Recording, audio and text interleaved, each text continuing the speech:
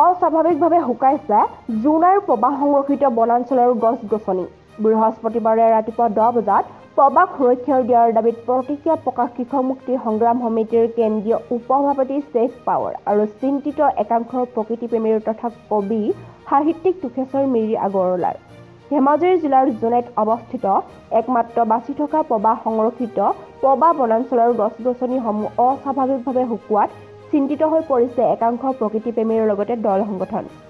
যি সময়ত প্ৰবাহ সংৰক্ষিত বনাঞ্চলক অভয়াৰণ্য হিচাপে ঘোষণা কৰাৰ বাবে বিভিন্ন দল সংগঠনে দাবী উত্থাপন কৰি আহিছে, তেনে সময়তে চিয়াংলালি নদীৰ পাৰত অৱস্থিত ধেমাজিৰ একমাত্ৰ বনাঞ্চলখনৰ উদ্ভিদসমূহ শুকাই যাবলৈ ধৰাটো খুবেই চিন্তনীয় বিষয় হিচাপে পৰিগণিত হৈছে।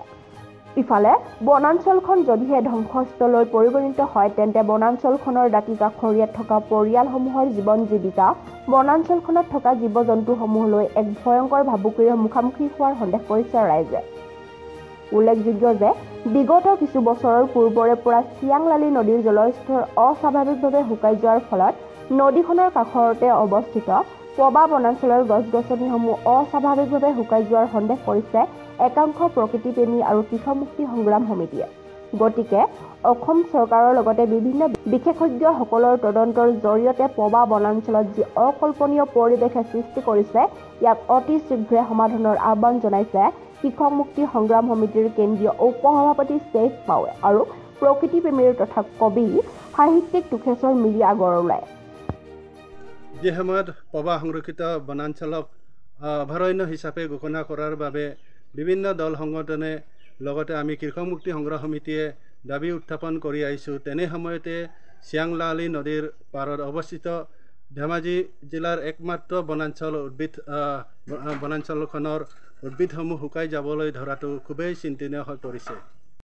আমি কৃষক মুক্তি সংগ্ৰাম সমিতিয়ে চৰকাৰক বাৰে বাৰে দাবী উত্থাপন কৰি আহিছোঁ যে প্ৰবাহ বনাঞ্চলখন চৰকাৰে গুৰুত্ব দিয়ক, কিন্তু চৰকাৰে গুৰুত্ব নিদিয়াৰ ফলত এই বনাঞ্চলখন বৰ্তমান মৃত্যুমুখলৈ গতি কৰিব লগা হৈছে।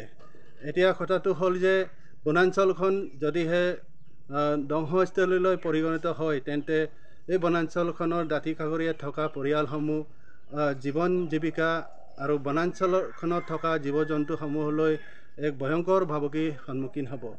ইয়াৰ বাবে এই ভাবুকিৰ দায়িত্ব কোনে ল'ব?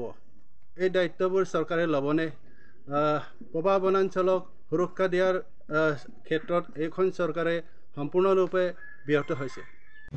উত্তৰ অসমৰ একমাত্ৰ বৰ্ষা অৰণ্য প্ৰবাহ সংৰক্ষিত বনাঞ্চল সৰ্বজনবিদিত যে অভয়াৰণ্যলৈ উন্নীত কৰিবৰ কাৰণে অসমৰ বিভিন্ন পৰিৱেশ দল সংগঠন দাবী কৰি আহিছে।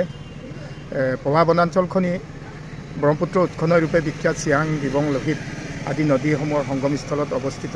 ইয়াৰ জৈৱমণ্ডল সম্পূৰ্ণ সুকীয়া আৰু ইয়াৰ জৈৱ বৈচিত্ৰতা অতি সমৃদ্ধিশালী। অসংখ্য আপুৰুগীয়া বন্যপ্ৰাণী, বন্য উদ্ভিদেৰে পৰিপূৰ্ণ এখন ঠাই। কিন্তু দুখৰ বিষয় যে ব্ৰহ্মপুত্ৰ উৎসনৈ ৰূপে পৰিচিত চিয়াং নৈখন আজি কেইবাবছৰৰ পৰা অস্বাভাৱিক ধৰণে শুকাবলৈ আৰম্ভ কৰিছে। এই বছৰো প্ৰায় চিয়াং নৈখন তৰাং হৈ পৰিছে। এসময়ৰ সেউজীয়া জলধাৰেৰে প্ৰবাহিত চিয়াং নৈখন এতিয়া তৰাং প্ৰায়। সেই চিয়াং নৈখন শুকোৱাৰ লগে লগে চিয়াং উপত্যকাত অৱস্থিত ইয়াৰ জৈৱ বৈচিত্ৰতাসমূহৰ প্ৰতি সাংঘাতিক ভাবুকি সৃষ্টি হৈছে।